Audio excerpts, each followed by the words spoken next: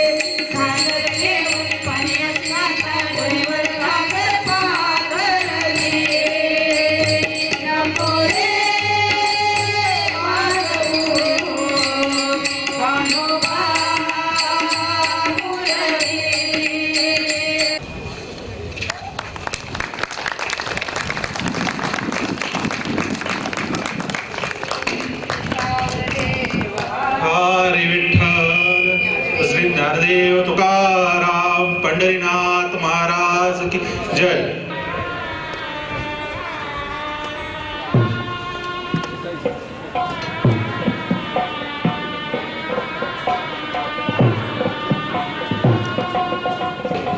कुठल्याही कार्यक्रमाला चालू करताना आपण जे आहे आपल्या संस्कृतीप्रमाणे दीप प्रज्वलनाने नाही आपण हे कार्यक्रम चालू करूयात। त्यासाठी मी व्यासपीठावर बोलवतो आजचे जे प्रमुख व्यक्ती आपल्याला लागलेले आहेत, निलेशजी जगताप।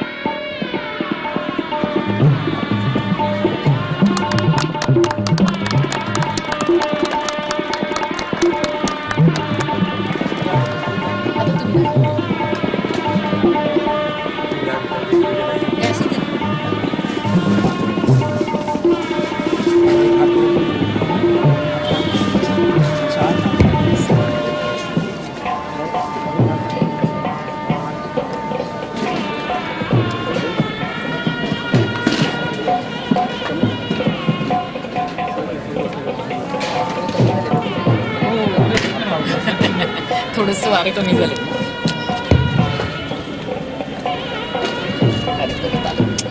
बघते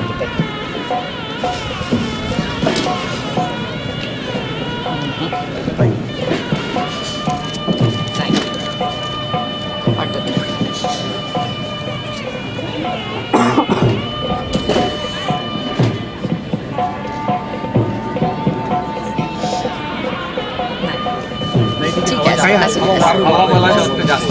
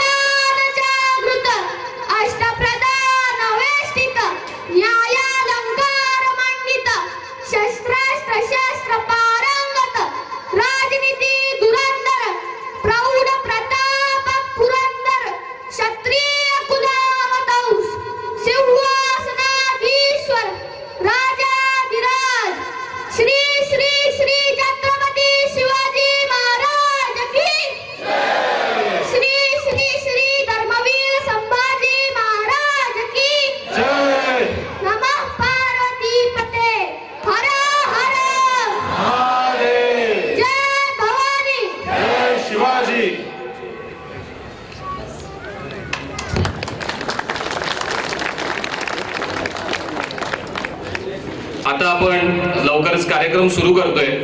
मी सन्माननीय वक्त्यांचा सत्कार आणि सन्मान करण्यासाठी आमच्या सकपाळ काकांना इकडे बोलवतोय। सकपाळ काका तुम्ही जरा स्टेज कडे या। सकपाळ काका आपले आजचे जे वक्ते आहेत श्री निलेशजी जगताप त्यांचा सत्कार आणि सन्मान करतील।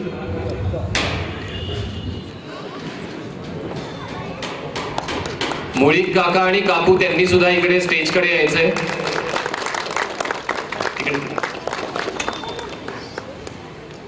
मुळीक काका आणि काकू हे आमच्या इथल्या सगळ्यांचे आधारस्तंभ आहेत। मी त्यांना विनंती करतो की त्यांनी अंजलीताईंचा सत्कार आणि सन्मान करावा।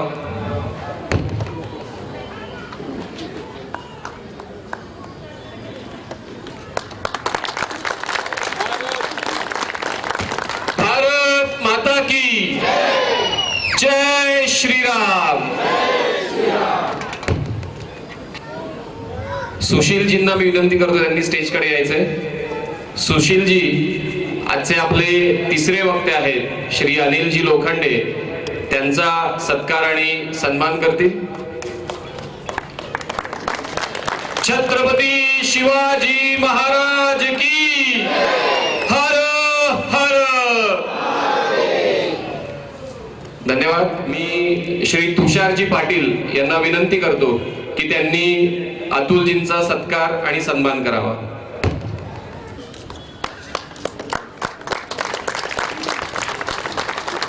भारत माता की.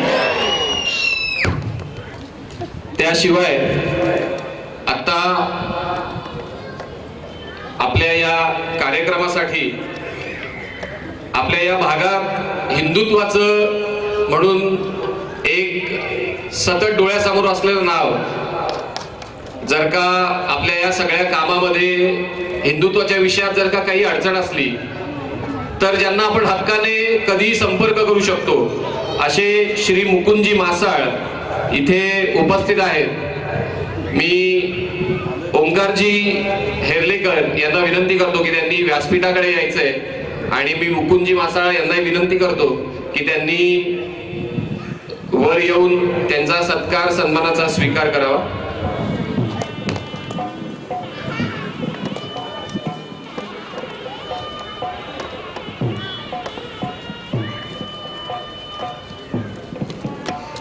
हर हर.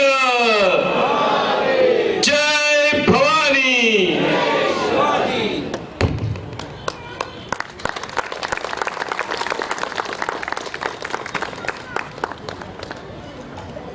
मी श्री निर्मलजी यांना विनंती करतो की त्यांनी स्टेजकडे यायचंय. आता आपल्या इथे आपल्या भागाचे नगरसेवक माननीय श्री अतुलजी तरवडे सुद्धा उपस्थित आहेत. मी त्यांना विनंती करतो की त्यांनी व्यासपीठावर येऊन त्यांचा सत्कार आणि सन्मानाचा स्वीकार करावा. निर्मलजी.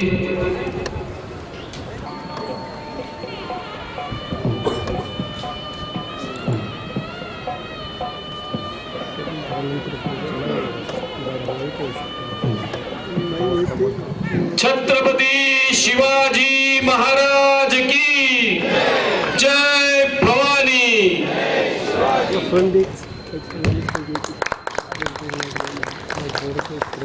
आपल्या वक्त्यांचा परिचय करून द्यावा आणि कार्यक्रम आपला लगेच सुरू होईल.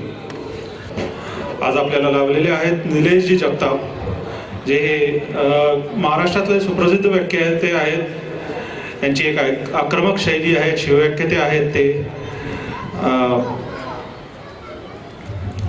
आज राज्यातील एकही जिल्हा असा नाही आहे की त्यांचं व्याख्यान तिथं झालेलं नाही आहे.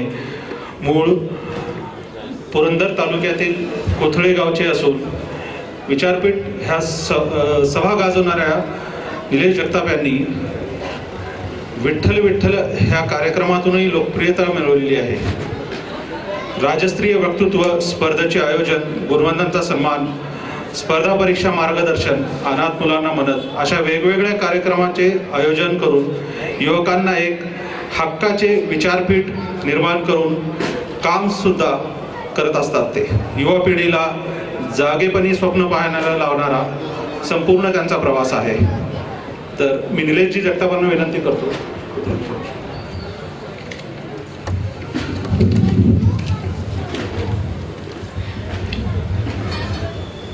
स्वराज्य संकल्पक शहाजी महाराज, राष्ट्रमाता राजमाता मासाहेब जिजाऊ, विश्ववंदनीय छत्रपती शिवाजी महाराज, जगाच्या पाठीवरचे सर्वोत्तम पुत्र छत्रपती संभाजी महाराज, यासोबतच हिंदू धर्मासाठी ज्यांनी ज्यांनी आपल्या आयुष्यात काहीतरी केले, ज्या ज्या महामानवांनी या मातीसाठी आपलं रक्त सांडलंय, स्टेजवरती जो बॅनर आहे त्या बॅनरवरती जे जे महामानव आहेत, ज्या महामानवांनी या मातीसाठी काम केलंय, त्या सगळ्या महामानवांना सगळ्यात पहिल्यांदा मी या ठिकाणी अभिवादन करतो.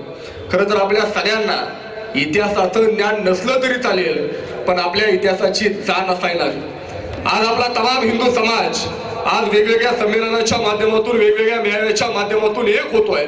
आणि त्याच अनुषंगाने आपल्या गावामध्ये अशा प्रकारच्या मेळाव्याचं आयोजन सकल हिंदू समाजाच्या वतीनं बांधवांनो करण्यात येत आहे. पाऊस पडेल नाही पडेल मला माहित नाही, आपण सर्वजण या ठिकाणी उपस्थित आहोत. मला प्रामुख्यानं एक गोष्ट जबाबदारीने या ठिकाणी सांगायची. आज हिंदू समाजाचे मेळावे आपण घेतोय, हिंदू संमेलन घेतोय. मग या संमेलनातून आपल्याला नेमकं साध्य काय करायचंय, या संमेलनाच्या माध्यमातून आपल्याला नेमकं काय करायचंय. माझ्या समोर अनेक तरुण मुलं आहेत, अनेक युवती या ठिकाणी मला पाहायला मिळत आहेत.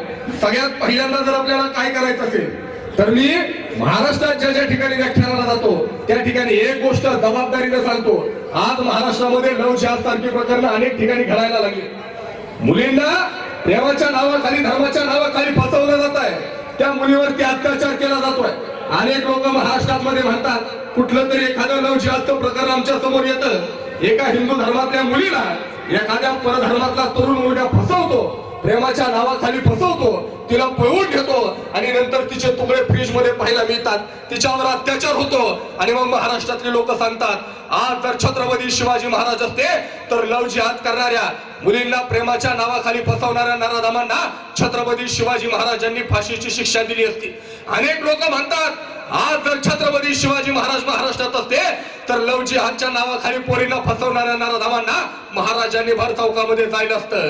काही लोक म्हणतात आज जर महाराज असते तर लव्ह जिहादच्या नावाखाली मुलींना फसवणाऱ्या नराधमांना महाराजांनी रायगडाच्या टकमक टोकावरून ढकलून दिलं असतं. माझ्यासारख्याला वाटतं, मी शिवरायांचा इतिहास सांगतो, माझ्यासारख्याला वाटतं आज जर छत्रपती शिवाजी महाराज महाराष्ट्रात असते तर त्यांनी त्या नराधमांच्या अंगाला हात सुद्धा लावला नसता. तुम्ही म्हणाल कसं शक्य आहे? छत्रपती शिवाजी महाराजांनी त्या नराधमांच्या अंगाला हात सुद्धा लावला नसता. हे कसं शक्य आहे? याला कारण आहे, आज जर छत्रपती शिवाजी महाराज महाराष्ट्रात असते तर त्यांनी लव्ह जिहाद करणाऱ्या नराधमांना हत्तीच्या पायाखाली पुरवलं नसतं. आज छत्रपती शिवाजी महाराज महाराष्ट्रात असते तर लव्ह जिहाद करणाऱ्या तरुणांना हरामखोरांना त्यांनी रायगडाच्या टकमक टोकावरून ढकलून दिलं नसतं, भर चौकामध्ये जायला नसतं. कारण छत्रपती शिवाजी महाराज महाराष्ट्रात असते तर या देशात एकही लव्ह जिहादचं प्रकरणच घडलं नसतं. कारण जर कुणी असा प्रकार केला तर माझ्या राजाच्या आयुष्यामध्ये असा एक प्रकार सुद्धा या देशामध्ये घडला नसता. इथं जेवढ्या तरुणी आहेत माझी तुम्हाला हात जोडून विनंती आहे, कळकळीची विनंती आहे, तुमचा भाऊ म्हणून तुम्हाला माझं सांगणं आहे, एक वेळ आयुष्यामध्ये तुम्ही नाही डॉक्टर झालात चालेल, एक वेळ आयुष्यामध्ये नाही इंजिनियर झालात चालेल, एक वेळ आयुष्यामध्ये नाही वकील झालात चालेल, पण तुमच्यामुळे तुमच्या मायबापाची नजर शर्मेनं कधी खाली जाईल ना असं कोणतंही काम आयुष्यात करू नका. तुम्ही वर्तमान काळामध्ये छत्रपती शिवरायांचे वारसदार झाल्याशिवाय राहणार नाही. हा विचार या कार्यक्रमाच्या माध्यमातून आम्हाला घ्यायचा.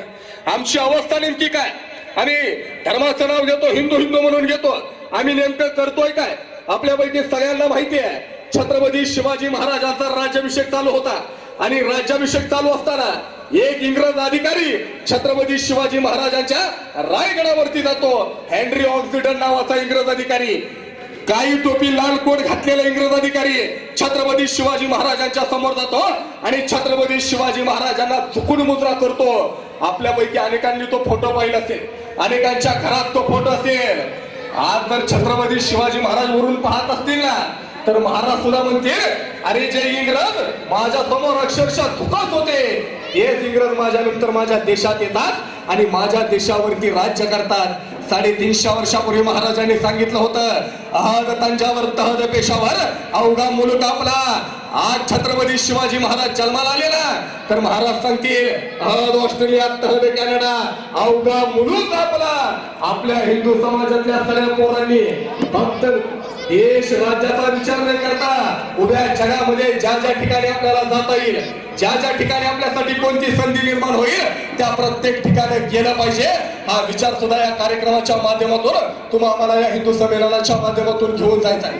आज आम्हाला हिंदू म्हणून नेमकं काय करणं गरजेचं आहे? कोणताही व्यवसाय असेल, कुणी आम्हाला काही म्हणू द्या, पण एखादी वस्तू खरेदी करायची आहे आपण आपल्या बांधवाच्या दुकानात गेलं पाहिजे. एखादी गोष्ट खरेदी करायची आहे आपण आपल्या बांधवाच्या दुकानात गेलं पाहिजे. धर्म म्हणून आपण आपल्या लोकांना उभं करण्याची प्रेरणा या कार्यक्रमाच्या माध्यमातून बांधवांना आपल्या सगळ्यांना घेऊन जायची आहे. छत्रपती शिवरायांचा वारसा आपण सांगतो, स्वातंत्र्यवीर सावरकरांचा वारसा तुम्हाला आम्हा सगळ्यांच्या समोर आहे. त्या वारसा घेऊन आम्हाला आमच्या आयुष्यामध्ये वाटचाल करणं गरजेचं आहे. इथं अनेक तरुण आहेत, आजपर्यंत आपलं झालं का माहितीये का? आपण नोकरीच्या मागे धावलो. आज या कार्यक्रमाच्या माध्यमातून काय प्रेरणा घ्यायची? मी महाराष्ट्रात अशी अनेक तरुण पाहिली आहेत. अतुल सर, मी महाराष्ट्रात अशी अनेक पोरं पाहिली आहेत जे महामानवांचा आदर्श घेतात, छत्रपती शिवरायांचा आदर्श घेतात आणि स्वप्न पाहतात. एखादी कंपनी निर्माण करायची, एखादी फॅक्टरी काढायची, 50 पोरं कामाला ठेवायची, 100 पोरांना नोकऱ्या द्यायच्या, एखादा उद्योगधंदा निर्माण करायचा. आमच्या घरात आमच्या पोरांनी स्वप्न पाहिलं की आमच्या घरात आमच्या पोराचा बाप पोराला सांगतो, पोरा अंथरून पाहून पाहिजे तसं. पोरग स्वप्न काय पाहत? एखादी फॅक्टरी टाकायची, 100 पोरं कामाला ठेवायचे, 50 पोरांना नोकऱ्या द्यायच्या. लगेच आमच्या घरात पोराचा बाप पोराला सांगतो, पोरा अंतरून पाहून पाय पसर. अशानं आमची पोरं पाय काय पसरत नाहीत. आमची पोरं चुरून चुरून मरून जातात, पण अशानं आमची पोरं स्वप्न काय पाहत नाही. आज कार्यक्रम झाल्यानंतर इथं जेवढे पालक आहेत त्या पालकांनी घरी गेल्यानंतर एकच गोष्ट करा, तुमच्या पोरांना जवळ घ्या, तुमच्या पोरांच्या पाठीवरती हात ठेवा आणि तुमच्या पोरांना सांगा, अरे पोरा, तुला जेवढं मोठं स्वप्न पाहायचंय तेवढं मोठं स्वप्न पहा. अरे पोरा, तुला जेवढं मोठं स्वप्न पाहायचंय तेवढं मोठं स्वप्न पहा. तुला जेवढे पाय पसरायचे तेवढे पाय पसर. अंथरुणाचं काय करायचं ना ते तुझा बाप बघून घेईल. ही धमक आमच्या पोरांना द्या. आमची पोरं आयुष्यात यशस्वी झाल्याशिवाय राहणार नाही. हा विचार सुद्धा आम्हाला या कार्यक्रमाच्या माध्यमातून घेऊन जायचा. आमची अवस्था काय, आज काय अवस्था आहे आपल्या सगळ्यांची? आपण सर्वजण बहुसंख्य आहोत, हिंदू राष्ट्र आपण सर्वजण म्हणतो. तुम्हाला हिंदूंचा हा देश आहे, हा भारत देश आपला आहे. पण याच महाराष्ट्रामध्ये कधी कधी घडतं, काही गोष्टी जबाबदारीनं बोलाव्या लागतात. ज्यावेळेस एखादा फोटो लावला जातो, छत्रपती शिवाजी महाराजांच्या काळाचा कोथा बाहेर काढताय. फोटो काय लावला जातो? छत्रपती शिवाजी महाराजांच्या काळाचा कोथा बाहेर काढतायत. तो फोटो लावला की काही लोक म्हणतात की काही लोकांच्या धार्मिक भावना दुखवल्या. काय म्हणतात? आमच्या घराचा कोथा बाहेर काढताना फोटो म्हणजे एका बाजूला अफजल खान, दुसऱ्या बाजूला छत्रपती शिवाजी महाराज. छत्रपती शिवाजी महाराज त्या 32 दाताच्या बोकडाचा कोथा बाहेर काढतायत. तो फोटो पाहिला की काही लोक म्हणतात काही लोकांच्या धार्मिक भावना दुखावल्या जाते. आवडला जातो अफजल खान या देशात काही लोकांचा बाप असेल, आमचा बाप छत्रपती शिवाजी महाराज आहे. अफजल खानाचं उदात्तीकरण या देशामध्ये केलं जातं. या देशामध्ये औरंगजेबाचं उदात्तीकरण केलं जातं. त्या औरंगजेबाची कवल छत्रपती संभाजीनगरच्या मातीमध्ये आमच्या मावळ्यांनी खोदली गेली. आज त्या औरंगजेबाचं उदात्तीकरण या देशामध्ये काही लोक करतात. त्या अफजल खानाचं उदात्तीकरण करतात. अफजल खान स्वराज्याचा शत्रू होता म्हणून छत्रपती शिवरायांनी अफजल खानाचा कोथा बाहेर काढला. पण आज त्या अफजल खानाचा पोरगा या देशातल्या काही लोकांना येतो. म्हणून आम्हाला हिंदू म्हणून एक करणं गरजेचं आहे. हिंदू म्हणून आम्हाला एक होणं गरजेचं आहे. या देशातली सगळ्यात मोठी शक्ती जर कोणती असेल तर एक संघ असलेला आमचा तमाम हिंदू समाज आहे, हिंदू बांधव आहे. म्हणून आम्हाला हिंदू म्हणून येणाऱ्या काळामध्ये एक होणं गरजेचं आहे. आणि त्याच अनुषंगानं आज देशातल्या प्रत्येक ठिकाणी आमच्या हिंदू बांधवांचे संमेलन, हिंदू बांधवांचे मेळावे होताना पाहायला मिळत आहेत. आम्हाला ती प्रेरणा सुद्धा या सगळ्या कार्यक्रमाच्या माध्यमातून घ्यायची. आज या ठिकाणी आल्यानंतर डॉक्टर अतुल सर या ठिकाणी जनकल्याण रक्तपेढीच्या माध्यमातून त्यांचं काम आहे. मला या ठिकाणी आल्यानंतर जबाबदारीनं सांगायचं आहे, या ठिकाणी आमचा एक अंध तरुण आहे, मला एक अंध मुलगा या ठिकाणी, मला त्याचा अभिमान याच्यासाठी वाटतो. आता सरांच्या घरी आम्ही गेलो, चर्चा करत होतो, तो सुद्धा या कार्यक्रमाला येणारे मला कळलं. कदाचित त्यांना आठवत नसेल पण 6-7 वर्षापूर्वी टीव्हीवरती एका कार्यक्रमात मी त्याला पाहिलं होतं. आणि त्याच्यानंतर बोगदेव घाटाच्या वरती एका हॉटेलमध्ये जेवण करत असताना मला त्या ठिकाणी मी तुम्हाला पाहिलं होतं, तुमच्याशी चर्चा केली होती. अशा प्रकारची मुलं आपल्या धर्मामध्ये जन्माला येत आहेत. आजपर्यंत सिनेसृष्टीत बघा कोणताही पिक्चर आला की भलत्या थोरांची नाव आपल्याला पाहायला मिळत होती. आता तुमच्या आमच्या हिंदू समाजातली अनेक नवीन नेते ऍक्टर्स आम्हाला पाहायला मिळायला लागल्या. आता आपला समाज या देशावरती राज्य करतोय, आपल्या धर्माचं राज्य आहे. आणि म्हणून आपल्या सगळ्यांना अयोध्येमध्ये राम मंदिर झालं. देशाला स्वातंत्र्य 50 वर्ष 70 वर्ष होऊन गेली, पण राम मंदिर काय या देशामध्ये होत नव्हतं. आणि प्रभू श्रीराम आमची अस्मिता आहे आणि आम्हाला आमच्या प्रभू श्रीरामांचं मंदिर या देशामध्ये उभं राहू शकत नव्हतं. ते प्रभू श्रीरामांचं मंदिर अयोध्येला उभं राहिलंय. आपण सर्वांनी अयोध्येला जा, प्रभू श्रीरामांचं दर्शन घ्या. या देशामध्ये या सगळ्या गोष्टी होताना पाहायला मिळतात. मग हिंदू म्हणून आपली नेमकी जबाबदारी काय? तरुण पोरांनो, व्यसनमुक्त होण्याची प्रेरणा या कार्यक्रमाच्या माध्यमातून घेतली पाहिजे. आम्ही स्वतःच्या पायावरती उभं राहायला शिकलं पाहिजे. या देशामध्ये संतांचा वारसा आहे. जगद्गुरु संत तुकाराम महाराज, ज्ञानदेव माऊली, संत निवृत्तीनाथ, संत एकनाथ महाराज, संत सोपान काका महाराज, संत सावतामाई, संत चोखोमले, हा असे ग्रेट संत या मातीने या देशाला दिलेले आहेत. या संतांचा वारसा सांगणारा आपला महाराष्ट्र आहे. त्या संतांच्या विचारांवरती आपण सर्वजण वाटचाल करणं गरजेचं आहे. मी पंढरीची वारी केली आहे. आपला धर्म ग्रेट काय, या जगातला सगळ्यात प्राचीन धर्म आपला आहे. जगातली फार मोठी संस्कृती परंपरा आपल्या धर्माला लाभलेली आहे. मी पंढरीची वारी 4 वेळा केलेली. मी एका न्यूज चॅनलच्या माध्यमातून वारी करत होतो. दिवसभर आम्ही गाडीत फिरायचो, चांगल्या चांगल्या हॉटेलात राहायचो. पण ज्यावेळेस पंढरीची वारी हडपसर पुण्यावरून सासवडला मुक्कामी जाते माऊलींची पालखी, मी दिवे घाट चढलो होतो. काय ताकद आहे आपल्या धर्मामध्ये, काय ताकद आहे आपल्या वारकरी संप्रदायामध्ये. मी दिवे घाटाच्या पायथ्याला मी ठरवलं होतं रोज गाडीमध्ये बसून वारी करतो. आज दिवे घाटाच्या पायथ्यावरून आपण चालत घाटावरती जायचं. कोणती गाडी जरी आपल्याकडे असली ना चांगल्या प्रकारची, तरी त्या गाडीचं इंजिन दिवे घाट चढल्यानंतर थकतं. अशी कोणती शक्ती आहे वारकऱ्यांकडे, अशी कोणती ताकद वारकऱ्यांकडे आहे की त्या ताकदीच्या जीवावरती गाडीचं इंजिन थकतं, पण आमच्या वारकरी मायबाप वारकऱ्यांची पावलं थकत नाही. आम्ही चालायला सुरुवात केली. दिवे घाटाच्या खाली गाडी थांबवली. ड्रायव्हरला म्हटलं तू गाडी घेऊन वरती जा. मी चालत वरती घाटाने वरती जायला सुरुवात केलो. मी प्रामाणिकपणे सांगतो, अख्ख्या दिवे घाटाची अवघड चढण पार केली तरी आमची पावलं थकली नव्हती. आणि बोलता बोलता मला माझ्या मित्राने विचारलं, अशी कोणती शक्ती तुझ्याकडे होती की एवढा अवघड घाट चढला तरी तुझी पावले थकत नाही. हा प्रश्न आम्ही रोज वारकऱ्यांना विचारायचो.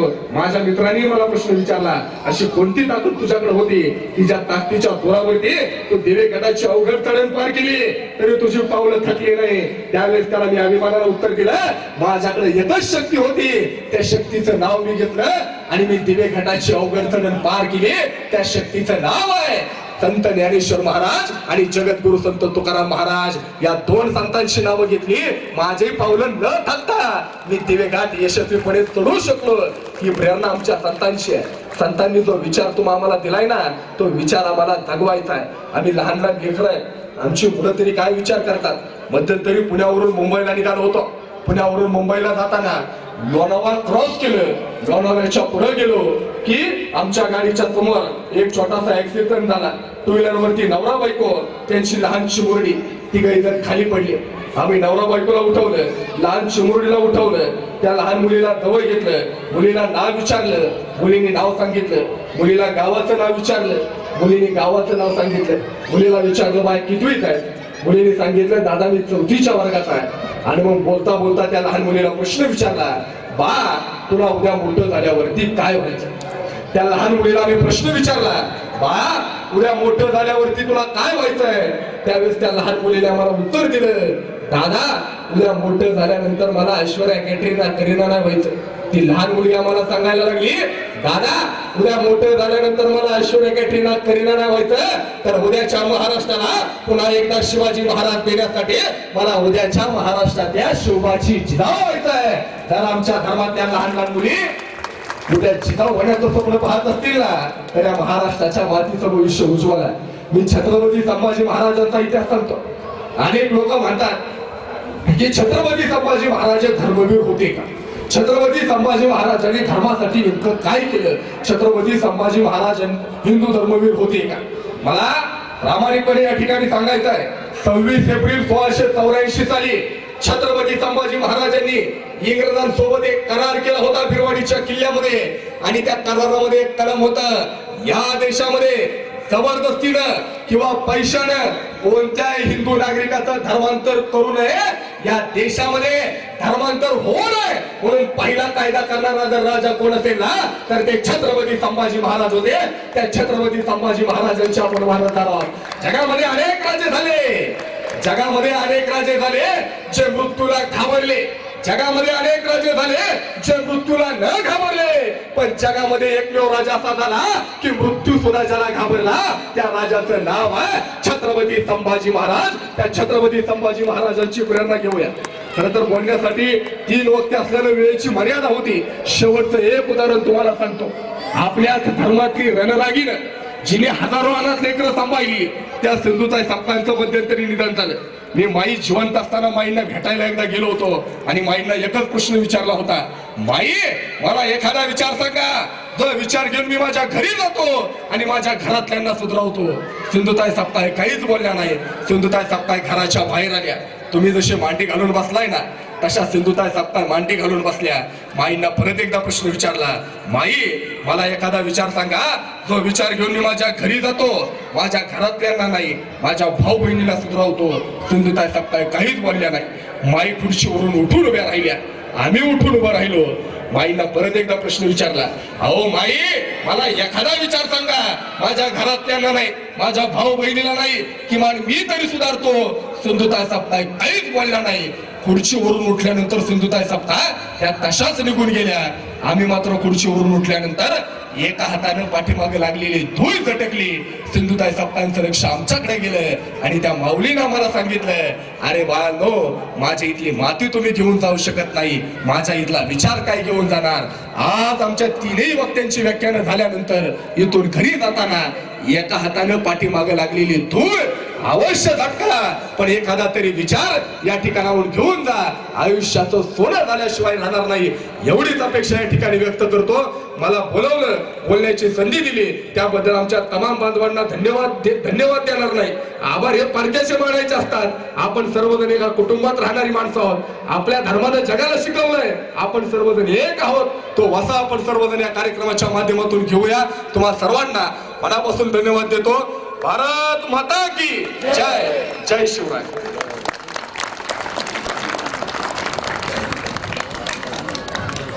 धन्यवाद निलेशजी.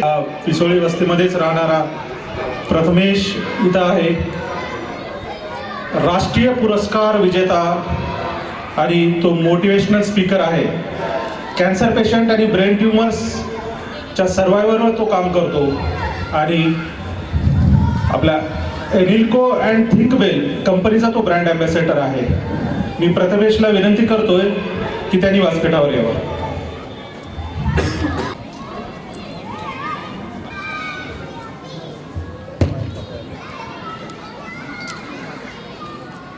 मैं 15 साल का हूँ.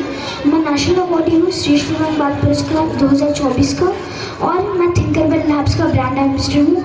और आज इस विराट हिंदू महासभा में आमंत्रित करने के लिए सबसे पहले आप सभी का धन्यवाद.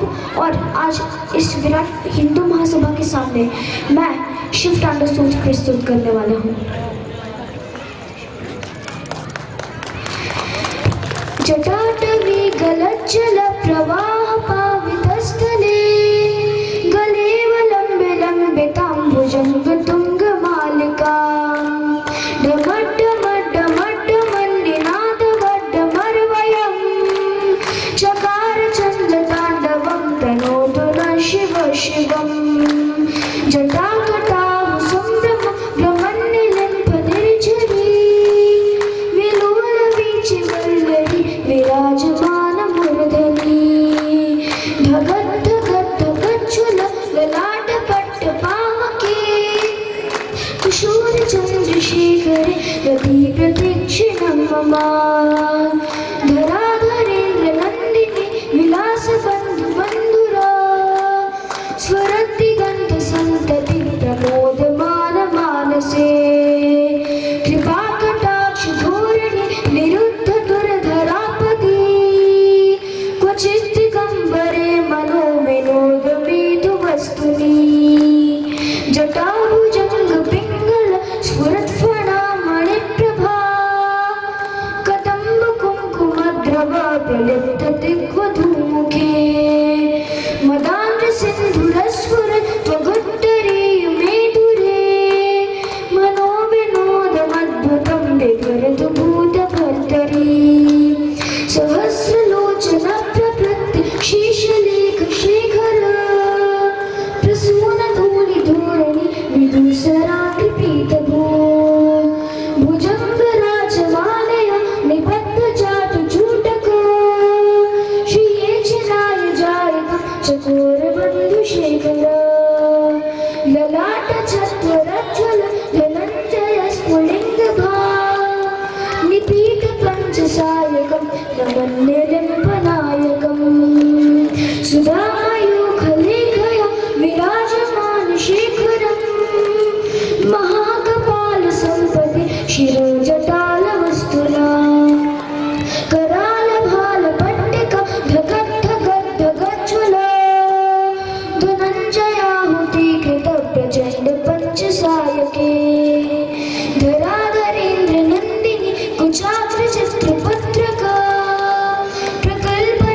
शिल्पिनी त्रिलोचने रते मम नवीन मेघमण्डले निरुद्ध दुर्धरस्फुरत् कुहूनि शीतनीतिमा प्रबन्धबद्धकन्दर निलिम्ब निर्झरीधरस्तु नोतिकृत्यसन्धुरा कलानिधानबन्धुर श्रियं जगद्धुरन्दर प्रफुल्लनीलपङ्कज प्रपञ्चकालिमप्रभा वलम्बिकण्ठकन्दली रुचिप्रबाद्धकन्दरम् स्मरच्छिदं पुरच्छिदं भवच्छिदं मखच्छिदं गजच्छिदाण्डकच्छिदं दमन्तकच्छिदं भजे अखर्व सर्वमङ्गलं कलाकदम्ब मञ्जरी रसप्रवाह माधुरी विजृम्भणा मधुव्रतम् स्मरान्तकं पुरान्तकं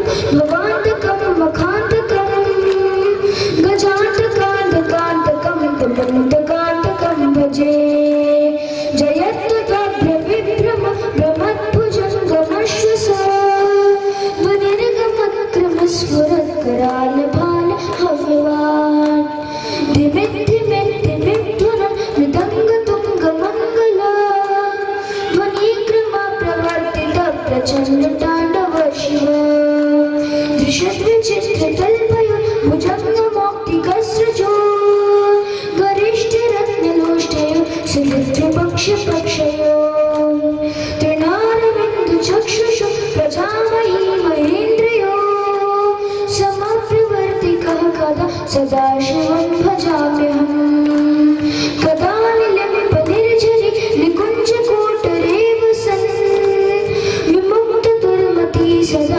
शिरस्थमञ्जलिं वहन् विलोललोललोचनो ललामभाललग्नका शिवेति मन्त्रमुच्चरं कदा सुखी भवाम्यहम् इमं मे नित्यमेव मुक्तमोत्तमं स्तवम् पठन् स्मरन् ब्रुवन् नरो विशुद्धमेति सन्ततम् हरे गुरसभक्तिमाशु याति नान्यथा गतिम् विमोहनं हि देहिनां सुशङ्करस्य चिन्तनम् पूजावसानसमये दशवक्त्रगीतं यः शम्भुपूजनपरं पठिते प्रदोषे तस्य स्थिरां रत्कचीन्द्रतुरङ्गयुक्तां लक्ष्मीं सतीसमुखीं प्रददाति शम्भुं यदि श्रामकृतं शिवताण्डवस्तोत्रं सम्पूर्णं मेरे साथ घोष करिए धर्म की जय धर्म की अधर्म का प्राणियों में विश्व का नमः पार्वती पते हर हर महादेव जय श्री राम जय भवानी बहुत बहुत धन्यवाद नमस्कार मी शिवाजी धनवडेंना विनंती करतोय की त्यांनी व्यासपीठावर यावं.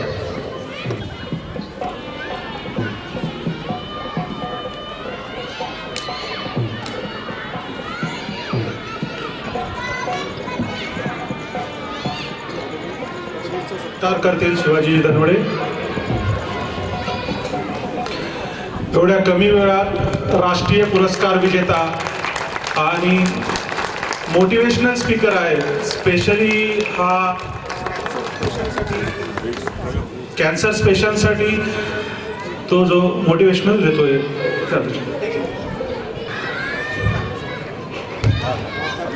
भारताचे माननीय पंतप्रधान आणि राष्ट्रपतीजींनी पण प्रथमेशला अप्रिशिएट केलेलं आहे की ह्या एवढ्या कमी वेळात तो एकतर मोटिवेशनल स्पीकर आहे. बरेच जर बोलायला घाबरतात अशा ठिकाणी तो बऱ्याच जे रुग्ण आहेत जे क्रिटिकल केअरमध्ये आहेत त्यांना तो जगण्यासाठी कसं राहावं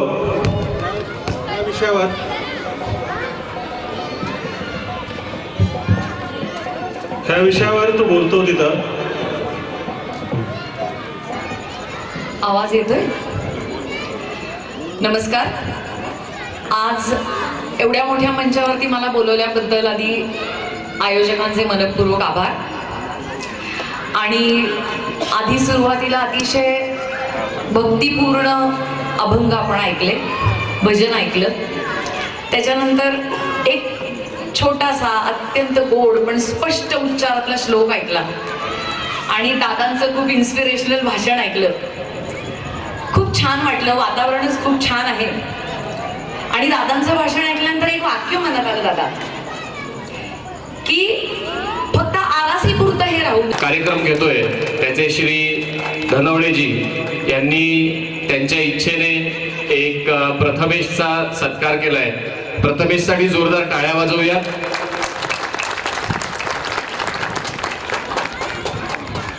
धनवडेजी 2 मिनिट आपण इथेच थांबावं. मी आमच्या नगराचे माननीय नगर कार्यवाह श्री अजिंक्यजी बडवे यांना विनंती करतो, त्यांनी स्टेजवर यावं. आम्ही या हिंदू संमेलनासाठी इथे आमचं साप्ताहिक मिलन लागतं आणि हिंदू संमेलनाची चर्चा करत असताना श्री धनवडेजी इथे आलेले होते आणि आमची फक्त चर्चा चालू होती. तर त्यांनी लगेच असं म्हटलं की दुसरीकडे कुठेच कार्यक्रम घ्यायचा नाही, आपल्या शाळेत याच प्रांगणात कार्यक्रम घ्यायचा. जी काही व्यवस्था लागेल ती सगळी व्यवस्था त्यांनी आता आपण पाहतोय की उपलब्ध करून दिलेली आहे. त्याच्यामुळे मी त्यांचा धन्यवादही मानतो. अजिंक्यजींना विनंती करतो की त्यांनी त्यांचा सत्कार आणि सन्मान करावा. भारत माता की.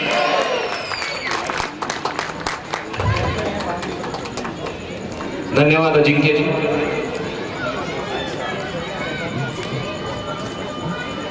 त्याशिवाय आता इथे काही सन्माननीय अतिथी आलेले आहेत. मी त्यांचाही उल्लेख करतोय. त्यांनी कृपया व्यासपीठावर येऊन त्यांचा सत्कार आणि सन्मान घ्यायचा आहे. श्री राजेंद्रजी भिंदाडे यांनी व्यासपीठावर यायचंय. माननीय माजी नगरसेवक आहेत. मी क्रांतीजी इथे असतील त्यांना विनंती करतो की त्यांनी व्यासपीठाकडे यायचंय. क्रांतीजी त्यांचा सत्कार आणि सन्मान करतील.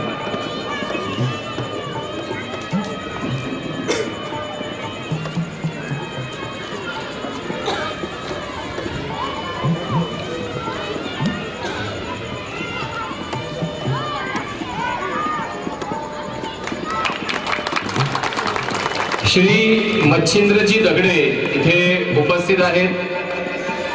मी त्यांना विनंती करतो की त्यांनी व्यासपीठावर यायचंय. संकेतजी कवठेकर यांनी त्यांचा सत्कार आणि सन्मान करायचा आहे. संकेतजी. मी श्री अमितजी पाटील यांना विनंती करतो की त्यांनी व्यासपीठाकडे यायचंय.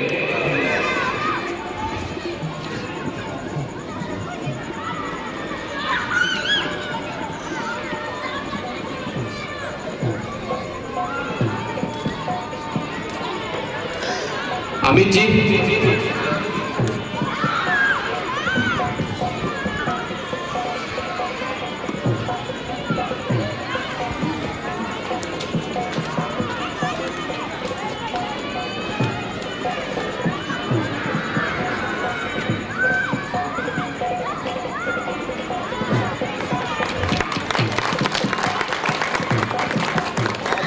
श्री विजयजी दगडे सुद्धा इथे उपस्थित आहेत.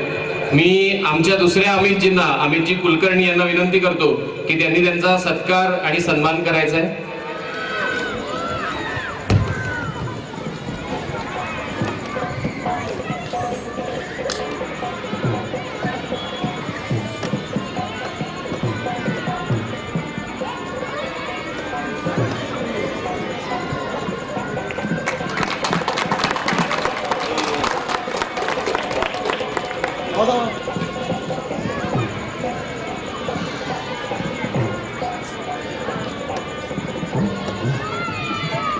सर्व मान्यवरांचे मी आभार व्यक्त करतो की ते आपल्या या कार्यक्रमाला उपस्थित राहिले.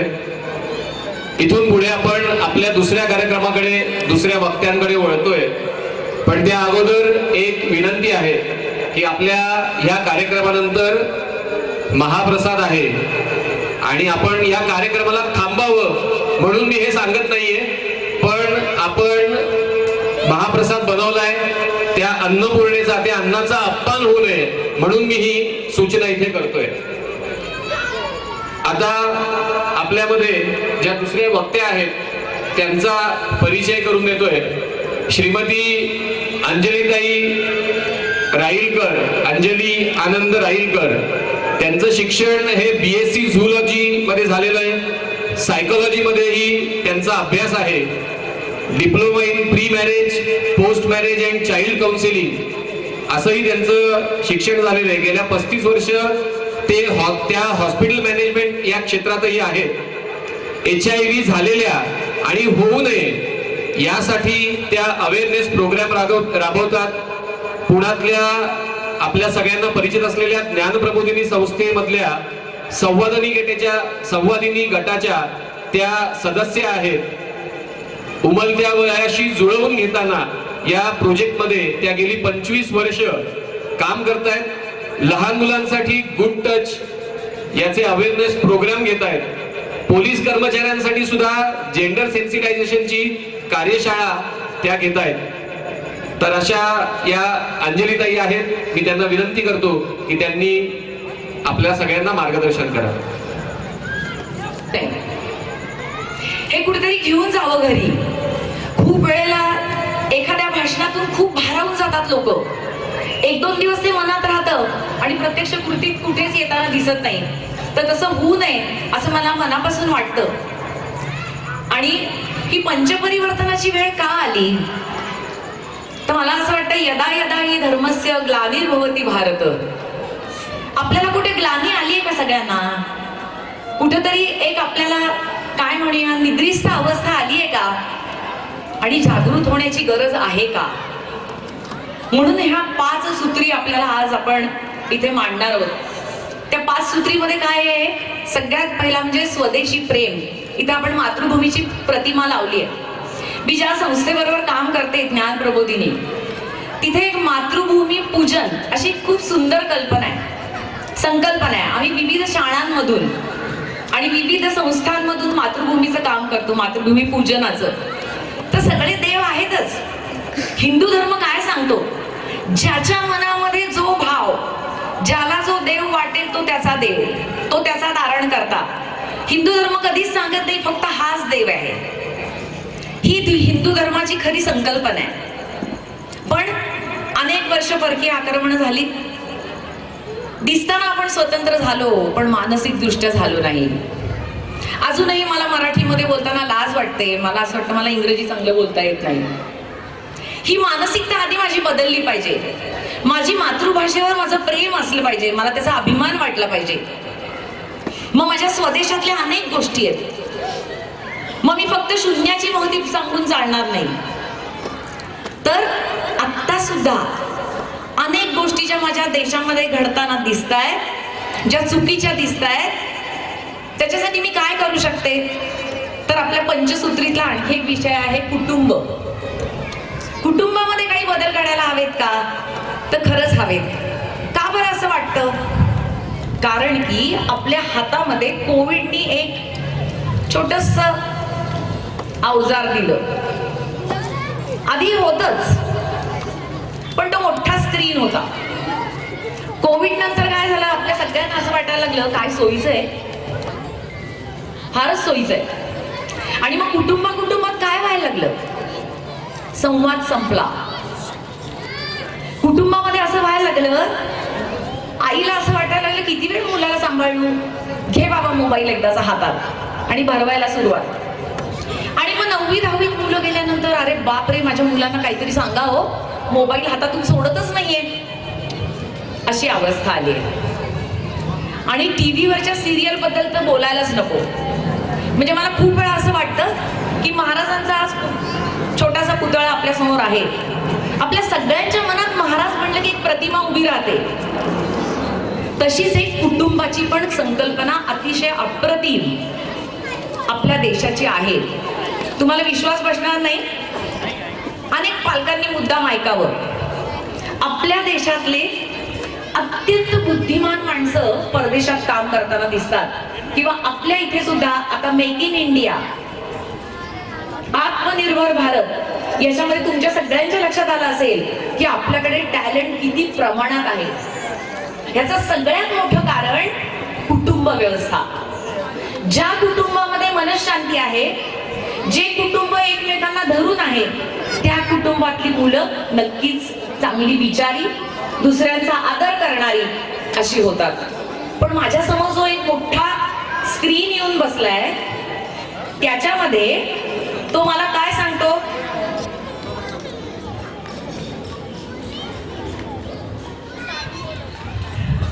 मला थोडंसं हिंदीत बोलाल का अशी एक हे आली आहे. पण खरं सांगायचं तर थोडंसं अवघड आहे, पण मी थोडा प्रयत्न करून बघते.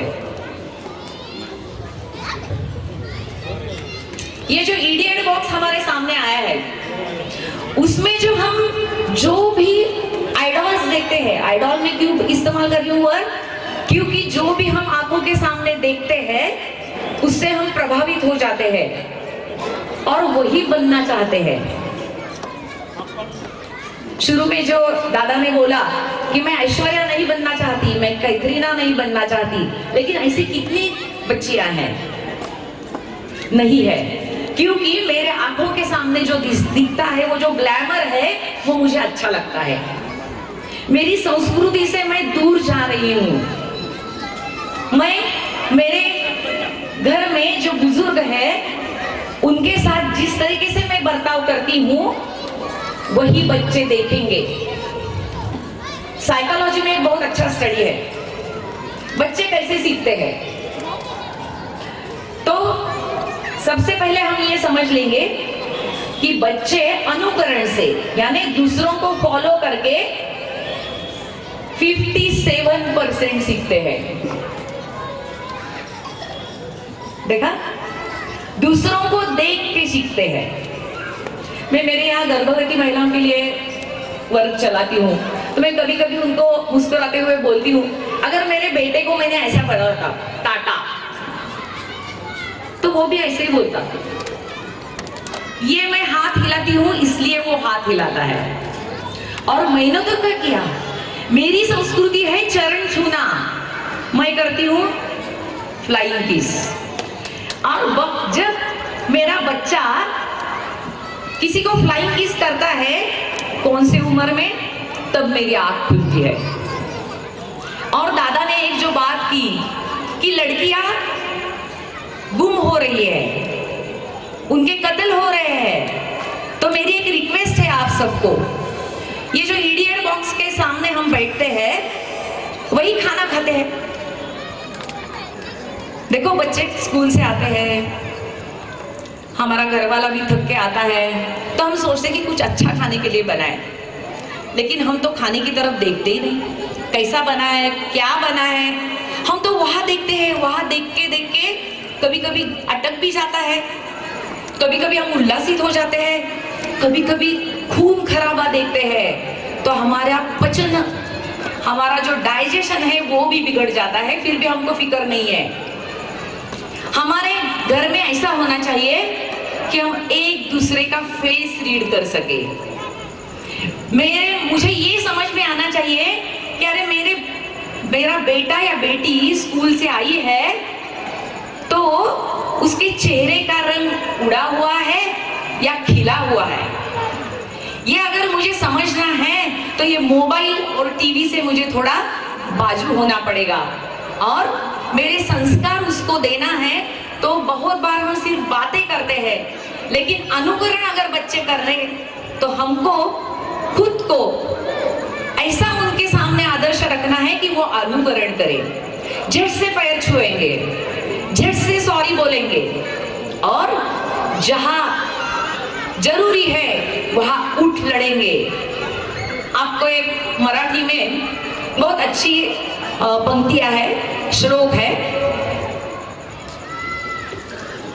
अहल्या द्रौपदी सीता तारा मंदोदरी तथा पंचकन्या स्मरे नित्यम महापातक नाशनम. म्हणजे या 5 जणींचं जर रोज आपण स्मरण केलं तर पाप नाहीशी होतात. तर पाप 1 मिनिट आपण बाजूला ठेवू. मला असं वाटतं की ज्याला पाप केलंय त्याला शिक्षा मिळायलाच पाहिजे, असं कुठला तरी श्लोक म्हणून काही होत नाही. पण हे का म्हणायचं? कारण त्या तिघींना 5 जणींना महत्व आहे. कोण आहे अहिल्या? गौतम ऋषींची पत्नी आहे, की जी पतिव्रता म्हणून ओळखली जाते. द्रौपदी कोण आहे? 5 पांडवांची पत्नी आहे, अत्यंत स्वाभिमानी आणि बुद्धिमान म्हणून ओळखली जाते. सीता कोण आहे? तर प्रभू रामांची पत्नी आहे, पण सहनशील आणि संयम याचं प्रतीक आहे. मंदोदरी कोण आहे? दुष्टपणे वागणारा अहंकारी रावण, त्याची पत्नी आहे. पण तरी सुद्धा आपल्या पतीला तू चुकीच्या मार्गाने जातोयस, वाम मार्गाने जातोयस, ते जाऊ नकोस हे ठामपणे सांगणारी पत्नी आहे. अशा ह्या ज्या 5 कन्या आहेत, या कन्यांचं आपण स्मरण करायचंय. पण मला एक खूप असं वाटतं की कुणीतरी अवतार घ्यावा आणि मला इथून वाचवावं. नाही, मला असं वाटतं तुम्हाला या सगळ्यांना पंक्ती माहिती आहेत. सुनो द्रौपदी शस्त्र उठाओ अब गोविंद ना आएंगे. म्हणजे गोविंदावर माझा विश्वास नाही असं नाहीये, पण इतक्या अबला आहेत, इतक्या महिला आहेत, कुणाकुणाला तू सोडवायला जाणार आहे? तर मीच माझी उठली पाहिजे, मीच आता शस्त्र उचललं पाहिजे. म्हणून काय म्हणतो कवी? सुनो द्रौपदी शस्त्र उठाओ अब गोविंद ना आएंगे. छोड़ो मेहंदी खड़ग संभालो, खुद ही अपना चीर बचा लो.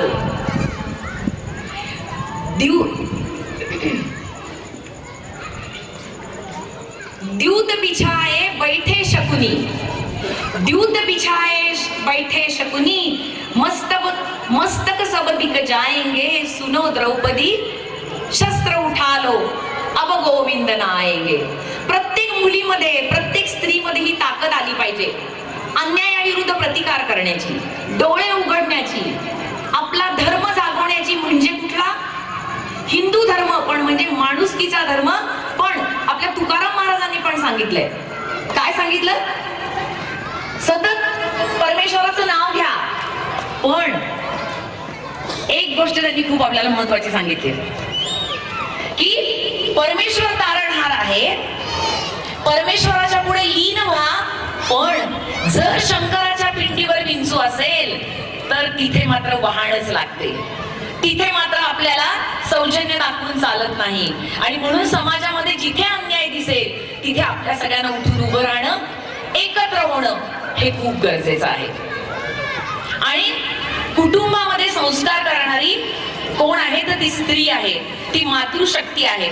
मला असं वाटतं मुली गर्भवती असतात, जब गर्भवती महिला होती है, यानी लड़की जब गर्भवती होती है तो बहुत जागरूक हो जाते हैं घर वाले, और उसे कितना अच्छा गर्भ संस्कार दूं बहुत कोशिश करते हैं. बहुत अच्छी चीज है, मेरा कोई ऑब्जेक्शन नहीं. लेकिन उसके बाद जब वो बेटा या बेटी बड़ी होगी उस समय संस्कार की ज्यादा जरूरत है. तो हम जो औरत है, हमको एक ये टास्क लेना चाहिए कि हम ये काम कर सकते हैं. ये दुनिया बदलने की हिम्मत हम में है. एक राजा था, उसके राज्य में ऐसी ग्लानि आ गई तो उसे समझ में नहीं आ रहा था क्या करूं. उसके प्रधानमंत्री ने कहा, राजा जी हम एक काम करेंगे, कुछ महिलाओं को इकट्ठा करेंगे. वो बोले क्यों? उन्होंने बोला देखो क्या है, पूरा हमारा जो देश है, हमारा जो राज्य है, यहाँ शाम के वक्त पुरुष लोग वो बत्तियां यानी तुम्हाला माहिती असेल मशाली पेटवायचे पूर्वी. मला माहिती नाही हिंदी शब्द काय आहे. मशाली पण लावत नाही उजेडासाठी. तर आपण हे काम महिलांना देऊ, हम महिलाओं को देंगे ये काम. और जब उस राजा ने महिलाओं को ये काम सौंपा तब से उस राज्य में कभी अंधकार नहीं हुआ. तो ये शक्ति हमारी है, ये हम जांचेंगे. हमारे यहाँ मैं जिस संस्था के साथ काम करती हूँ वहाँ बहुत सारे पद्य लिखे हैं. और हम वो बीच बीच में गाते भी हैं। तो मराठी में है, मैं थोड़ा आपको सुनाना चाहती हूँ। मुझे तो लगता है आप भी साथ दोगे, गाओगे मेरे साथ?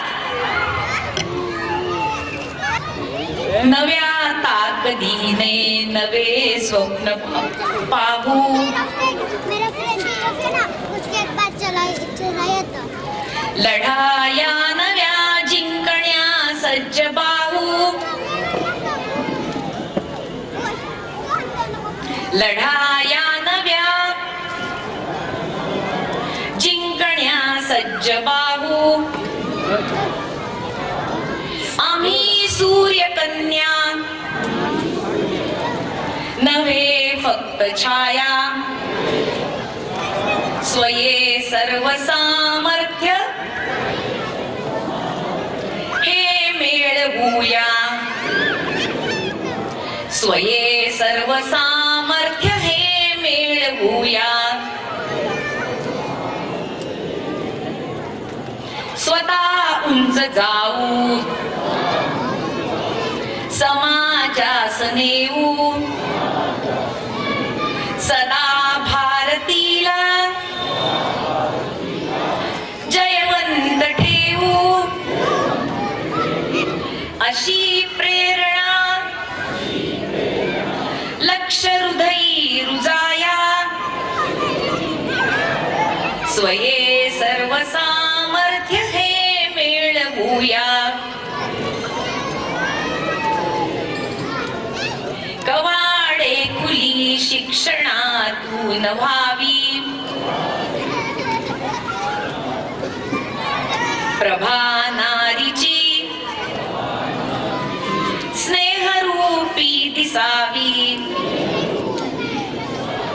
असे शेकडो संघ एकत्र येण्या, असे शेकडो संघ एकत्र येण्या, स्वये सर्व सामर्थ्य हे मेळवूया, स्वरे सर्व सामर्थ्य हे मेळवूया,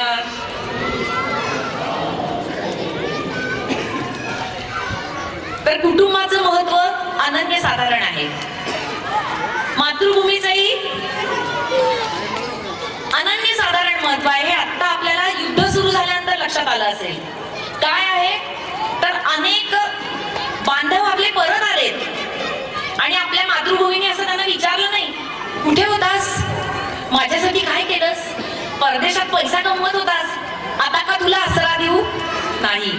मायेच्या पोटी आई जशी पोटाशी घेईल तसंच आपण त्या सगळ्या लेकरांना परत आणलंय आणि आपल्या मायभूमीत ती अत्यंत विश्वासाने इथे आलेली आहेत. त्यामुळे मातृभूमीचं जे काही महत्व आहे ते आपण कधीच विसरू शकत नाही. ते ऋण आपल्यावरती आहे ते आपण कधीच विसरू शकत नाही. पण तिला मानसिक दृष्ट्या स्वतंत्र ठेवण्यासाठी आपल्याला एकत्र येणं खूप गरजेचं आहे. आपण जर एकत्र आलो नाही तर काहीच घडणार नाही. आपण आपापसात एकमेकांना वेगळ्या वेगळ्या नावांनी संबोधत राहिलो तर वेगळ्या वेगळ्या प्रकारची माणसं समाजामध्ये, कुणी मतांसाठी असेल, कुणी त्यांच्या फायद्यासाठी असेल, ते वाटच बघत आहेत. म्हणून आता आपल्याला काय करायचंय तर आपल्याला सगळ्यांना संघटित व्हायचंय. शिवाजी हा दुसऱ्याच्या घरात नाही जन्माला आला पाहिजे, माझ्या घरात जन्माला आला पाहिजे असं मला वाटलं पाहिजे. ते संस्कार मला देण्याची कुवत माझ्याकडे आली पाहिजे असं मला वाटलं पाहिजे. आणि म्हणून सगळ्यांनी एकत्र काम करणं, एक होणं हे खूप गरजेचं आहे.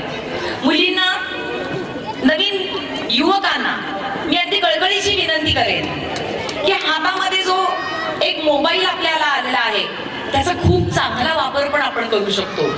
खूप चांगले विचार लोकांपर्यंत वाटू शकतो आणि एक संघटन बनवू शकतो. तर शेवटच्या एक 4 ओळी मी तुम्हाला सांगते आणि त्याच्या आधी एकच फक्त थोडं सांगते की कुटुंब म्हणून आपल्याला आणखी एक तरुणांना मी एक सांगते की आपल्या मित्रांपर्यंत पण पोहोचवा. आपले वाढदिवस, आपल्या पार्ट्या नक्की करायच्या, आनंदोत्सव नक्की करायचा, पण त्याचा उन्माद होऊ द्यायचा नाही. आपल्याला उन्माद होताना दिसतोय आणि एकानं केलं म्हणून दुसऱ्यानी कर्ज काढून काहीतरी करताना दिसतंय, कारण त्याला त्याची स्टेटस जपायचंय.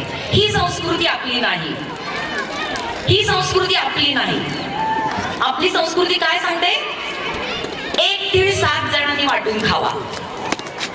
आणि आपण एखाद्या कार्यामध्ये जेवढी माणसं जेवतात त्याच्या दसपट कचरा कुंड्या अन्नाने भरलेल्या बघतो. हे आपल्याला नाही करायचंय.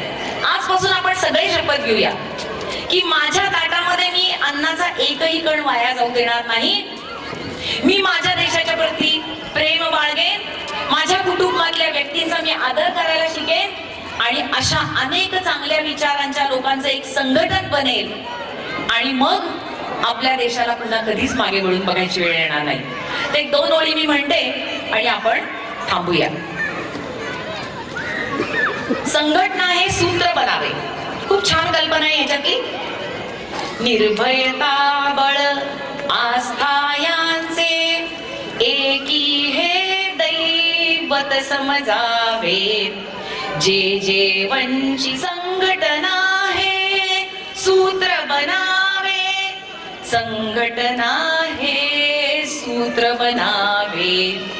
दुरावती जन तुटकपणाने जो तो वेची आपुले नाणे.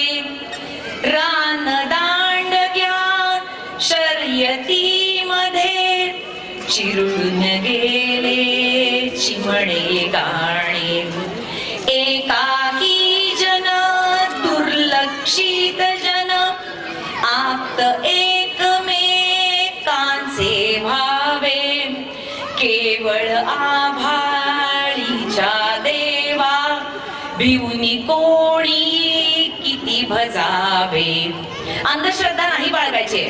कुणीतरी मला आभाळातला देव देईल तेव्हा होईल, अजिबात नाही. माझ्या कर्तृत्वावर, माझ्या चांगल्या वागण्यावर माझा विश्वास हवा. आजवरी जे भिवनी राहिले पूर्ण अडाणी दुबळे झाले. परस्परांचे पाय ओढुनी होते तेथुनी मागे आले. एक जयाचे दुखणे यांनी समदुःखी बंधू समजावे. आणि एकता हेच आपुले याच्या पुढती दैवत व्हावे. एकी हे बळ आस्था यांचे याच्या पुढती दैवत व्हावे. संघटना हे सूत्र बनावे. संघटना हे सूत्र बनावे. धन्यवाद.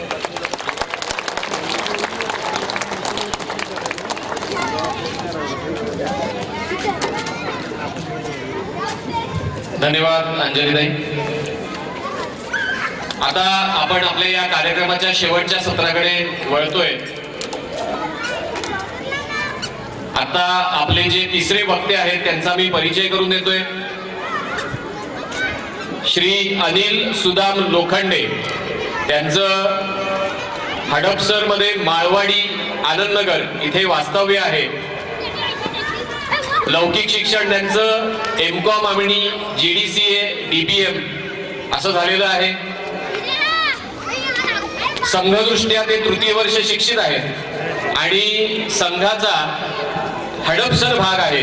त्या हडपसर भागाचे संपर्क प्रमुख म्हणून त्यांच्याकडे दायित्व आहे. त्याशिवाय जनसेवा सहकारी बँकच्या त्या बँकेच्या वादवडी शाखेत ते शाखा व्यवस्थापक म्हणून काम करतात.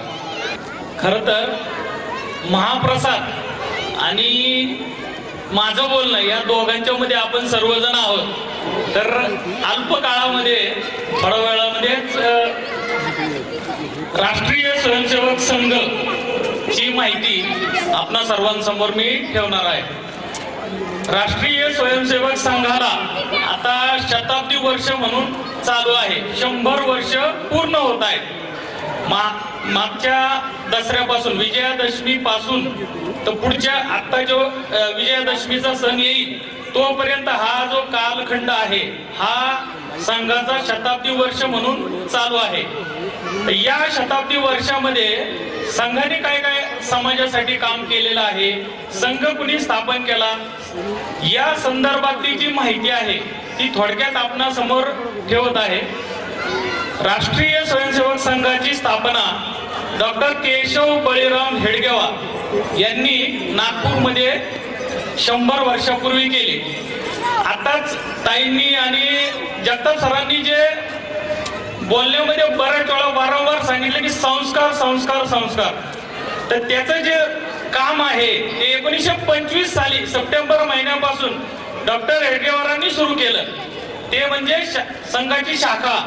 या शाखेमधून बालांवर जर संस्कार झाले तर ते देशाचे अत्यंत चांगले नागरिक होतील हे त्यावेळेला डॉक्टरांनी ओळखलं आणि त्यानंतर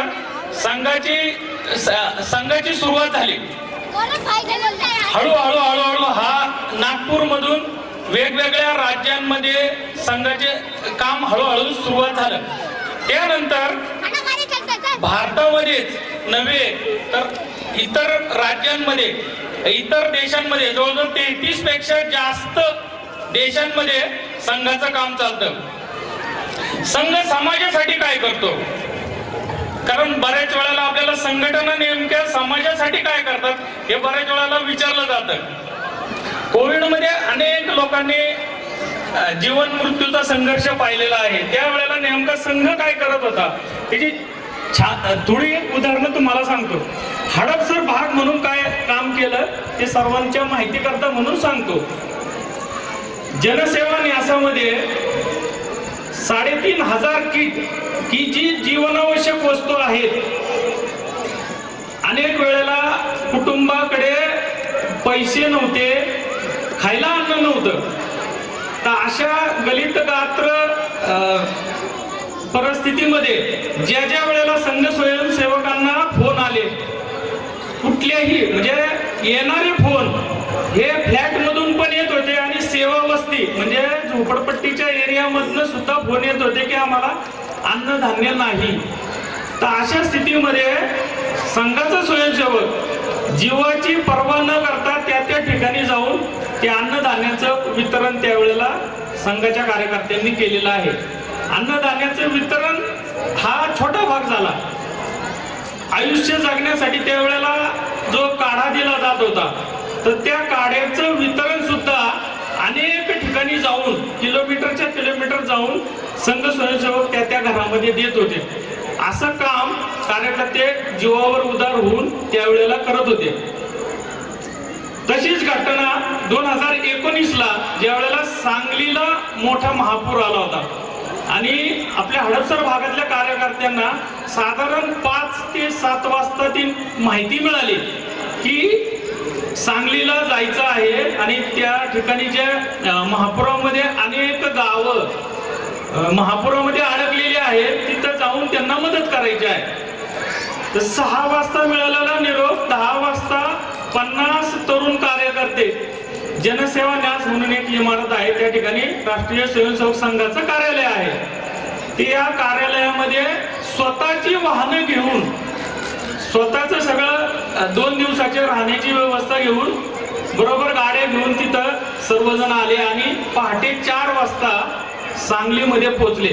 15 ऑगस्टचा दिवस होता. सर्वांच्या माहिती करता फक्त 2 तासांची फक्त तिथं विश्रांती घेतली.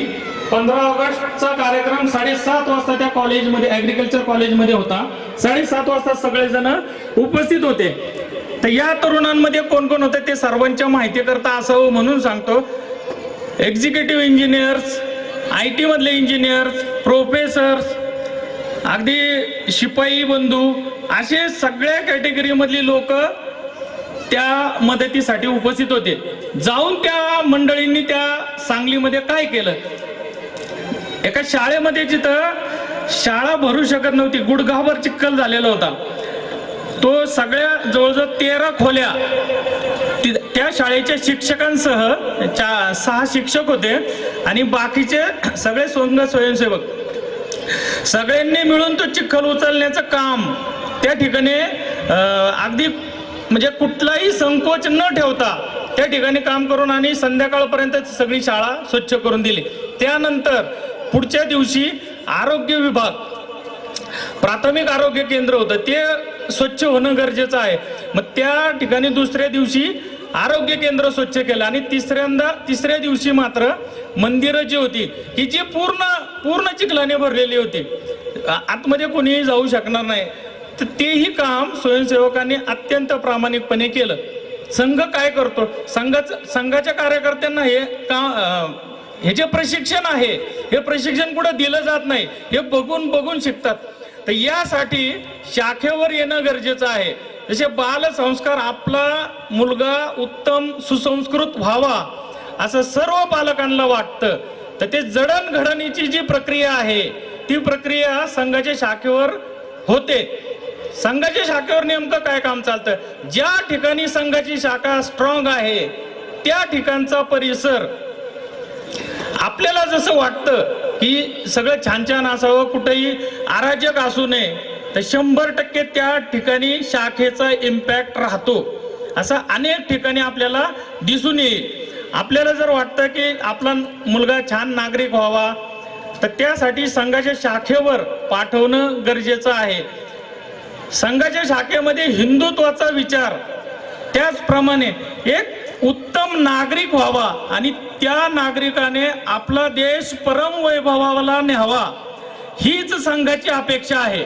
तर यासाठी ती जडणघडणीची प्रक्रिया संघाच्या शाखेवर होत असते.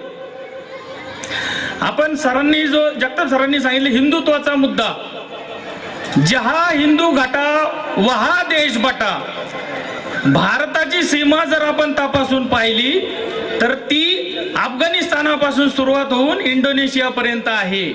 मात्र ज्या ठिकाणी हिंदुत्व कमी झालं, हिंदुत्वाला ग्लानी आली, हिंदुत्व आपला असं आहे की जोपर्यंत संकट आपल्या दरवाजापर्यंत येत नाही तोपर्यंत आपण जागे होत नाही. तर आपल्याला पळायला सुद्धा जागा आता तिन्ही बाजूनी समुद्र आहे आणि अखंड जगामध्ये हिंदुत्वाचा पुरस्कार करणारा एकमेव हिंदुस्थान आहे.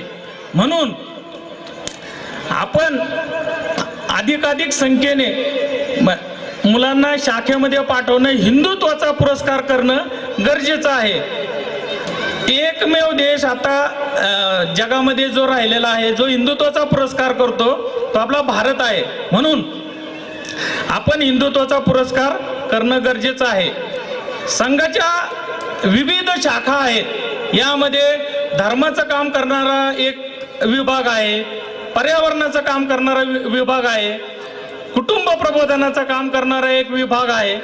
तशा अनेक विविध विभाग आहे. यामध्ये विश्व हिंदू परिषद आहे, विद्यार्थी परिषद आहे, पक्षाचं किंवा समाजाचं काम करण्यासाठी राजकीय विंग म्हणून भारतीय जनता पार्टी काम करत आहे, शेतकऱ्यांसाठी किसान संघ आहे, मजदूर लोकांसाठी मजदूर संघ आहे, की जी संघटना अखिल देशाच्या पातळीवर सगळ्यात जास्त मेंबर असलेली संघटना म्हणून मजदूर संघ ओळखला जातो.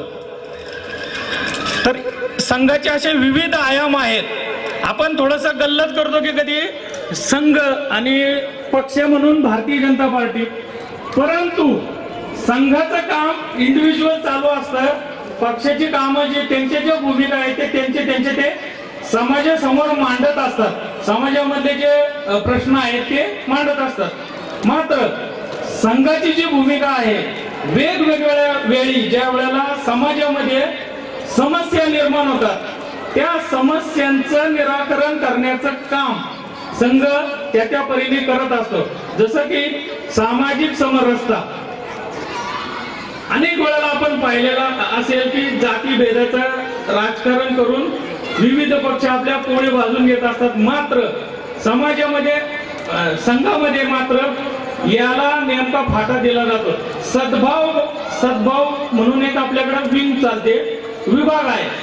तर दर महिन्याला एक बैठक होते, त्यामध्ये एका महिन्यामध्ये जे महापुरुष जन्माला आलेले असतील, क्रांतिकारक असतील, त्यांची जयंती एकाच वेळेला त्या महिन्यामध्ये साजरी केली जाते आणि समाजातले जे प्रमुख धुरीण आहेत त्या प्रमुखांना त्यांचं महत्व सांगण्याचं काम सद्भाव गतिविधी मार्फत चाललं जातं. धर्मजागरणचा विषय एक विभाग पाहत असतो. असे वेगवेगळे ज्या वेळेला समाजामध्ये समस्या निर्माण होतात त्या समाजामधल्या समस्यांचं निराकरण करण्यासाठी संघ पुढे असतो. यापूर्वी जसं मी सांगलीचं उदाहरण सांगितलं त्याचप्रमाणे केरळमध्ये ज्या वेळेला पुराचं थैमान झालं त्यावेळेला सुद्धा संघाचा अत्यंत कडवा विरोध केरळमध्ये असताना सुद्धा संघाच्या कार्यकर्त्यांनी तिथं अनेक ठिकाणी जाऊन मदत केलेली आहे. अगदी धर्मस्थळामध्ये जाऊन सुद्धा संघाच्या कार्यकर्त्यांनी तिथं काम केलेलं आहे. संघ कधी असा म्हणजे भेदभाव आतापर्यंत केलेला नाही, करणार नाही. जोपर्यंत खंबीर नेतृत्व देशाला नव्हतं तोपर्यंत देशाची जी स्थिती होती ती सर्वांनाच माहिती आहे. पूर्वी 60-70 वर्षापूर्वी देशाचं खंबीर नेतृत्व नसल्यामुळं आपल्याला अनेक ठिकाणी झुकावं लागत होतं. मात्र आता आपल्या देशाकडे विश्वगुरु म्हणून जे पाहिलं जातंय किंवा देशाच्याकडं मार्गदर्शक भूमिकेकडं अनेक देश येतात, मार्गदर्शन घेतात. तर त्याचं नेतृत्व आता खंबीर हातामध्ये असल्यामुळे अनेक देश, आपण कोविड मध्ये पाहिलं असेल, आपल्या पंतप्रधानांनी अनेक देशांना कोविडची लस दिली, त्यावेळेला संपर्क केला. म्हणून आजही आपण युद्धाच्या ज्या झळा आहेत त्या झळा बाकीच्या देशांना ज्या बसतायत तेवढ्या प्रमाणामध्ये आपल्या देशाला बसत नाहीये. त्याचं कारण असं आहे की सहज संपर्क, संघाचं एक महत्वाचं काम जे आहे ते सहज संपर्काचं आहे. केवळ कुठला हेतू ठेवून संपर्क ठेवत नाही, तर सहज संपर्काने जे काम सहज सुलभ होतं तेच काम आपल्या देशाचे जे नेतृत्व आहे त्यांनी मागं 3-4 वर्ष म्हणजे ज्या वेळेला 2014 साली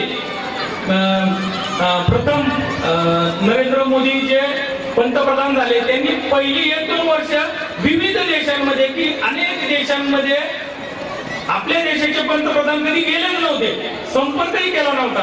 अशा देशांमध्ये जाऊन त्यांच्याशी संपर्क स्थापन केला. म्हणून आता आपल्या विश्वगुरु पदाकडे जे भारताची वाटचाल सुरू आहे ती वाटचाल सुरू होण्यामध्ये सहज संपर्काचं सुद्धा साधन महत्वाचं आहे. हेच साधन संघाचं आहे की समाज अखंडित जोडून ठेवणं.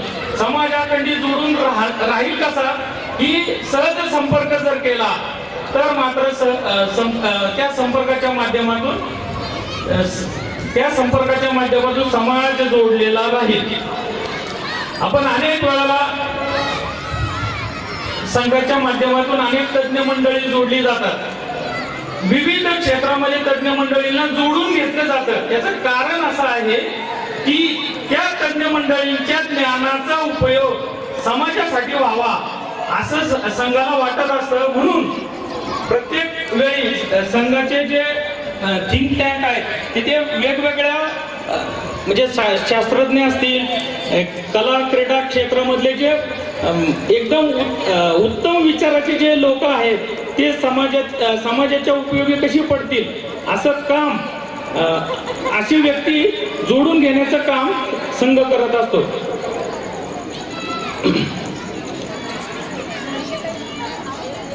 शेवटी एकच सांगेल, केवल सत्ता से मत करना, परिवर्तन की आस, जागृत जनता के केंद्रों से होगा अमर समाज. संघाला एकच महत्वाचं जे वाटतं की शाखेमधून चांगला तरुण, चांगली मुलं किंवा चांगले नागरिक घडावेत यासाठी अखंड प्रयत्नशील राहणारा संघ आहे. म्हणून संघाच्या शाखेत आल्याशिवाय संघ कळत नाही. म्हणून आपण अधिकाधिक संख्येने संघाच्या शाखेमध्ये यावं असं मी या ठिकाणी माझं मत मांडतो. जोपर्यंत आपण आपला जो देश आहे तो परम वैभवाला नेण्यासाठी म्हणून संघाच्या शाखेचं येण्याचं मी या ठिकाणी आवाहन करतो. धन्यवाद.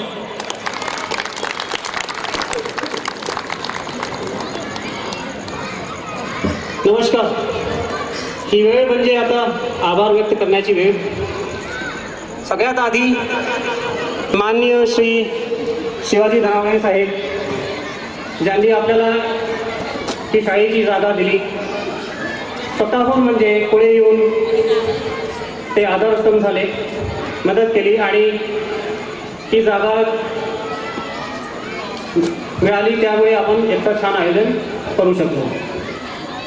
विशेष आभार म्हणजे स्नेहलताई दगडे ज्यांच्या मदतीमुळे आजचा महाप्रसादाचं आयोजन आपण केलेलं आहे. शेखरजी अण्णा बांदल त्यांचा पण मी मनपूर्वक आभार मानतो. त्यांनी पण व्यवस्थेमध्ये भरपूर मदत केली आणि वातावरण निर्माणासाठी भरपूर सहयोग केला. मंडप व्यवस्था श्री कोतवाल साहेब, पोलीस प्रशासन, भजन मंडळी, हे सगळ्यांचा इथे आभार व्यक्त करतो. आणि विशेष आभार म्हणजे गणमान्य नागरिक हे सगळे इथे उपस्थित राहिले, वेळातून वेळ काढून या आयोजनाला, या कार्यक्रमाला खूप छान रीते पार पाडण्यात तुमचं योगदान आणि तुमचा पार्टिसिपेशन म्हणजे खूप खूप महत्त्वाचं. मी विशेष आभार तुमचा व्यक्त करतो. आणि आपले गणमान्य उपस्थित अतिथी प्रत्येकांचं पुन्हा मनपूर्वक आभार व्यक्त करतो. आपण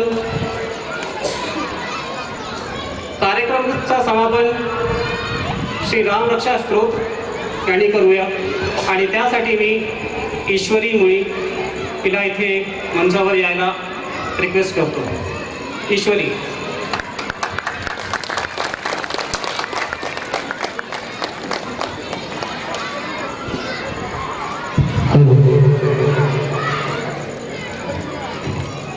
आपण आता रामरक्षेच्या याच्याने कार्यक्रमाचा समारोप करणार आहोत. त्याच्यामुळे जे पाठीमागे सगळेजण उभे आहेत, मी सगळ्यांना विनंती करतो की त्यांनी खुर्च्यांवर बसून घ्यायचंय, की जेणेकरून रामरक्षा ईश्वरी जी म्हणणार आहे ते आपण सगळेजण व्यवस्थित ऐकू आणि मग आपण प्रसादासाठी जाऊया. त्यापूर्वी एक सूचना करतोय. 5 एप्रिलला संध्याकाळी 6 वाजता हिंदू जनजागृती समितीतर्फे हिंदू राष्ट्र जागृती सभा आहे. ठिकाण आहे कैलासवासी मारुतराव काळे प्राथमिक विद्यालय मैदान, प्रगती शाळेजवळ, काळेपडळ, हडपसर. तर आपल्यापैकी सगळ्यांनी या कार्यक्रमासाठी उपस्थित राहावं अशी मी विनंती करतो. श्री गणेशाय नमः. अस्य श्री रामरक्षा स्तोत्रमन्त्रस्य बुधकवशकर्षिः श्री सीतारामचन्द्रो देवता अनुष्ठूपछन्दः सीताशक्तिः श्रीमद्हनुमानकीलकं श्रीरामचन्द्रप्रीत्यर्थे जपे विनियोगः.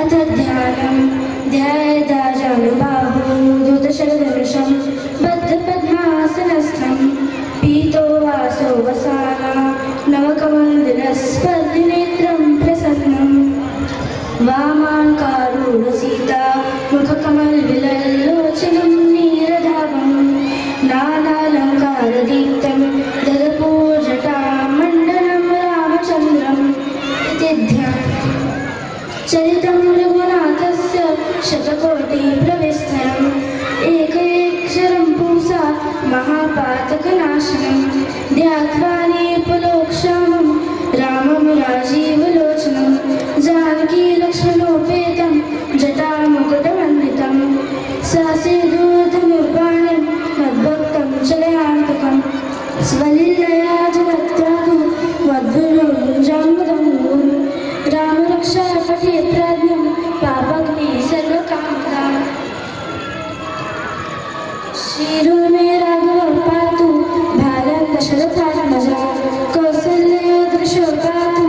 विश्वामित्र प्रिय श्रुती ग्रहणं पादमुखत्राता मुखसौमित्रवत्सलः जयोदिने पातु कण्ठं भरतवन्वितः स्कन्दो दिव्यायुधः पातु भुजो विघ्नेशकारणः करो सीतावती पातु हृदयं जाम्बुकमुजित मध्यं पातु करध्वंसी नाभिं जाम्बवदाश्रयः सुग्रीवेशपति पातु स्कन्दिनी हनुमत्प्रभु ऊरुरगुप्तमः पातु रक्षाकुलविनाशः जानुनी सेतुकृत् पातु जलगे वशशः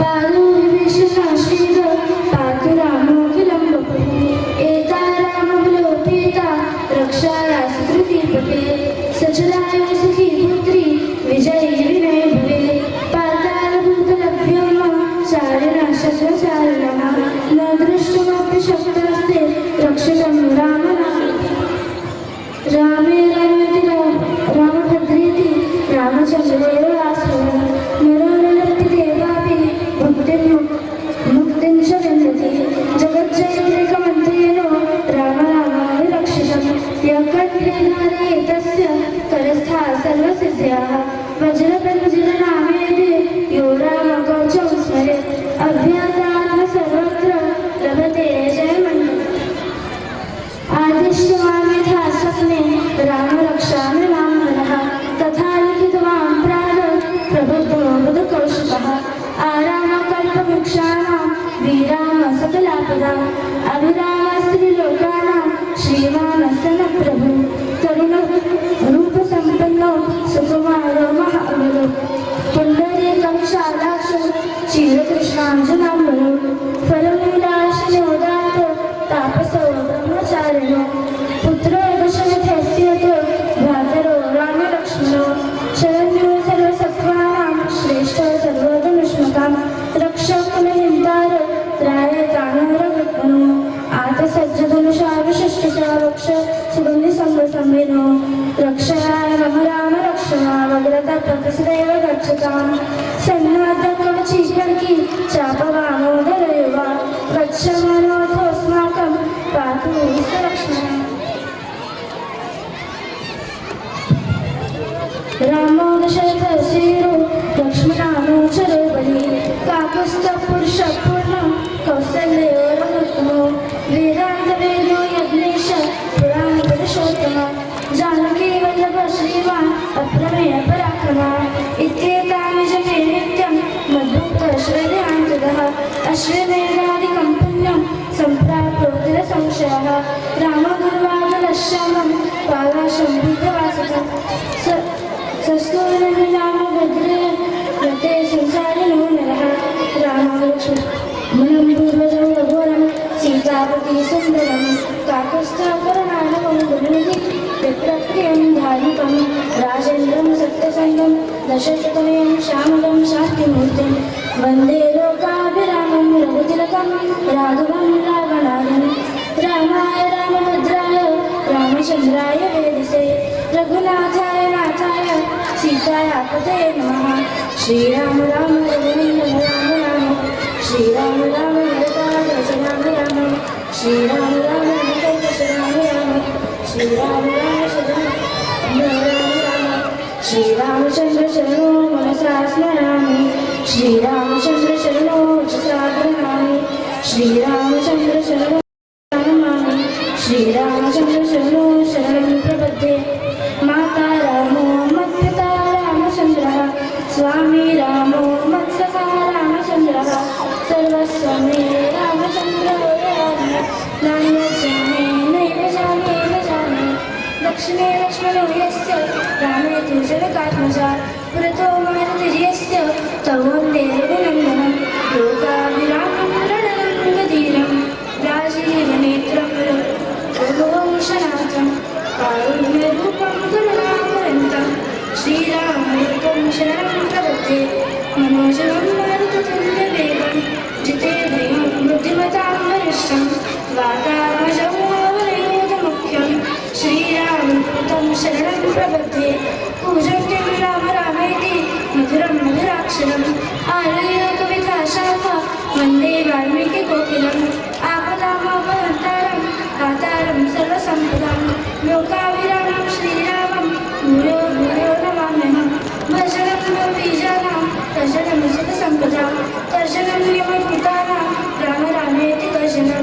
रामो रमणे सदा विजयते राम रमेशं भजे रामे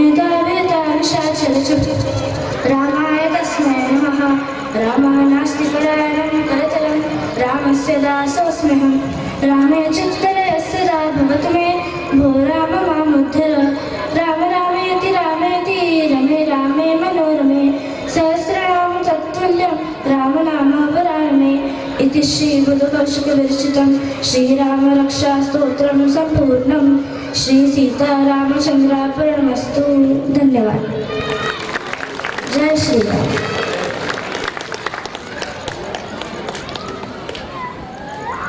आपण आपला हा आजचा कार्यक्रम संपलेला आहे। माझ्या डाव्या हाताला महाप्रसादाची व्यवस्था आहे। मी विनंती करेन की आपल्यापैकी उपस्थितांनी जी लहान मुलं स्त्रिया आहेत त्यांना सुरुवातीला प्राधान्याने महाप्रसादाचा लाभ घेऊ द्यावा आणि मग बाकीच्या सगळ्यांनी महाप्रसादाकडे जावं। तसंच पाणी पिण्यासाठी ज्या पाण्याच्या बाटल्या आहेत त्या पूर्ण संपवाव्यात आणि इथे त्या प्लास्टिकच्या त्या बाटल्या असतील किंवा आपली जी प्लेट आहे त्याच्यासाठी वेगवेगळ्या ठिकाणी प्लास्टिक बिन्स लावलेले आहेत। त्याच्यामुळे कृपया सगळा कचरा हा तिथेच टाकावा की जेणेकरून या परिसरात कचरा होणार नाही। हा कार्यक्रम इथे आता संपला असं मी जाहीर करतो। धन्यवाद। जय श्रीराम।